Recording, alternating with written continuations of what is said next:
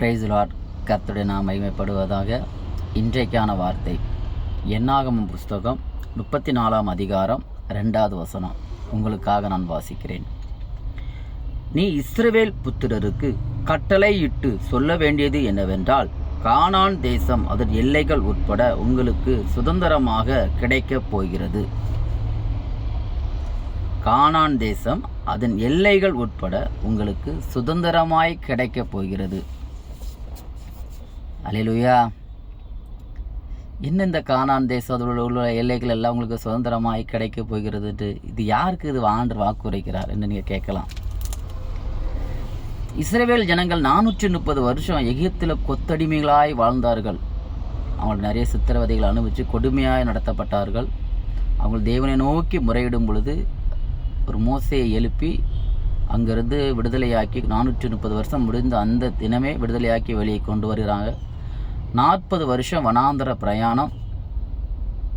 இந்த பிரயாணத்தின் முடிவில் தான் அவங்க என்ன சொல்லி கூட்டிகிட்டு வராங்கன்னா, நான் உங்களுக்கு ஒரு கானான் தேசத்தை கொடுப்பேன், ஒரு பாலும் தேனும் ஓடுகிற தேசமான கானான் தேசத்தில் கொண்டு நான் உங்களை குடியமர்த்த பண்ணுவேன் அப்படின்னு சொல்லி தான் எகிப்திலிருந்து ஒரு வாக்கு தத்தத்தை கொடுத்து ஒரு வாக்குறுதியை கொடுத்து கூட்டி கொண்டு வர்றாப்புல. அப்படி 40 வருஷம் வனாந்தர பிரயாணம்.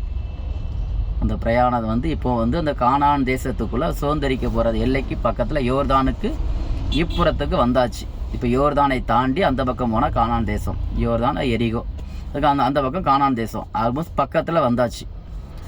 அந்த யோர்தானுக்கு இந்த புறத்தில் கர்த்தர் மோசேட்ட சொல்கிறார், நான் கானான் தேசம் அது உட்பட எல்லைகளை உங்களுக்கு சுதந்திரமாய் கொடுக்க போகிறேன் அப்படின்னு சொல்லி ஆண்டவர் சொல்கிறார். கிட்ட வந்தாச்சு, நான் கொடுக்க போகிறேன் அப்படின்னு சொல்லிட்டார். இதை வச்சு அதுவும் எப்படி சொல்கிறாரு ஆண்டவர்? மேலுள்ள வசனத்தை வாசிச்சா, நீ இஸ்ரவேல் புத்திரருக்கு கட்டளையாய் சொல்ல கடவுது. நார்மலாக சொல்லலை, ஆண்டவர் கட்டளையாய் சொல்கிறாரு. கானான் தேசம் அவர்கள் உட்பட எல்லைகளை உங்களுக்கு கொடுக்க போகிறேன்.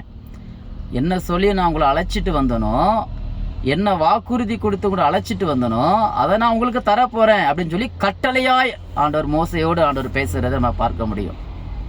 இன்றைக்கி நம்ம வாழ்க்கையில் ஆண்டவர் அநேக வாக்குத்தத்தங்களை கொடுத்துருப்பார். அந்த வாக்குத்தத்தங்களுக்காக அநேக நாட்கள் நம்ம சொல்லி ஜெபித்து கொண்டே இருந்திருப்போம்.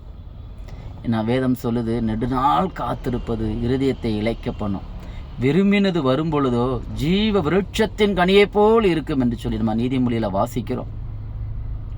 நெடுநாளாய் காத்திருக்கிறீங்களா?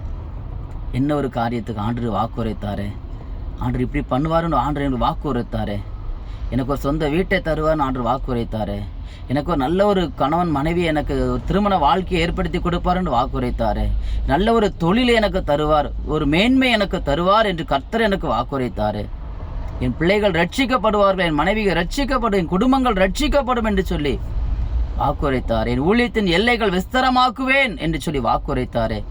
என்னென்ன வாக்கு தத்தங்களை ஆண்டவர் உங்களுக்கு கொடுத்தார்? அந்த வாக்கு தத்தத்தை நிறைவேற்ற போகிறார். ஆண்டவர் சொல்ற அந்த வாக்கு தத்தத்தை நிறைவேற்ற போகிறேன், அந்த வாக்கு தத்தத்தை நான் நிறைவேற்ற போகிறேன். ஆண்டவர் நீங்களை பார்த்து சொல்லுறார், நீ நெடுநாளாய் காத்திருந்துட்ட மகனே மகளே, நெடுநாளாய் நீ காத்திருந்துட்ட, இந்த வாக்கு தத்தத்தை நான் நிறைவேற்ற போகிறேன். கானான் தேசம் அது உட்பட்ட எல்லா எல்லைகளையும் நான் உங்களுக்கு சுதந்திரமாய் கொடுக்க போகிறேன் என்று ஆண்டவர் கட்டளையாய் இன்றைக்கு உங்களுக்கு இஸ்ரவேல் ஜனங்களுக்கு சொன்னது போல உங்களுக்கு நான் வாக்குரைத்ததை நிறைவேற்ற போகிறேன் என்று சொல்லி ஆண்டவர் கட்டளையாய் உங்களுக்கு கொடுக்கிறார். அதனால் நீங்கள் கவலைப்படாதீங்க.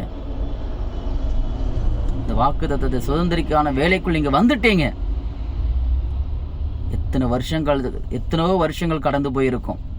ஏதோ ஒரு காரியத்தை நினைச்சு ஜெபித்து எத்தனையோ வருஷங்கள் எத்தனையோ மாதங்கள் கடந்து போயிருக்கலாம்.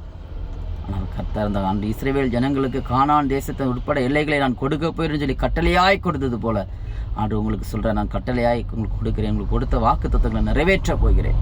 அதற்கான வேலைக்குள் வந்து விட்டது. மனுஷகுமாரன் உங்கள் மூலமாய் மகிமைப்படும்படியான வேலை வந்தது. ஒன்றுக்கும் கலங்காதிருங்க. கர்த்தருடைய நாம மாத்திரம் மகிமைப்படட்டும். கர்த்தர் அந்த வார்த்தையின்படி சத்தத்தை கேட்ட ஒவ்வொருத்தரையும் கர்த்தர் ஆசீர்வதிப்பாராக. கர்த்தர் வாக்கு தத்தங்களை கொடுத்து வாக்குரைத்து காத்திருக்க செய்து இதுவரைக்கும் நடத்தின தேவன் அந்த கொடுத்த வாக்கு தத்தத்தை அவர் நிறைவேற்றப் போகிறார். அவர் என்ன பொய் சொல்ல தேவன் அல்ல, மனமாரமான புத்திரனும் அல்ல. கர்த்தர் தாமே இந்த வார்த்தையின்படி ஆசீர்வதிப்பாராக. ஆமென்.